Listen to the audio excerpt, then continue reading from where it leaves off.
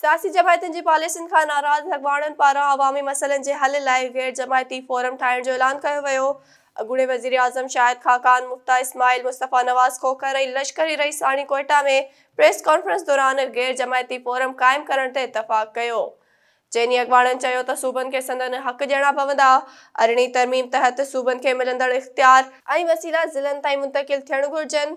अॻवाननि पारां गवादड़ जो हक़ ॾियो तहरीक जे गिरफ़्तार कयल अॻवाननि खे आज़ाद करण जो बि मुतालबो कयो वियो।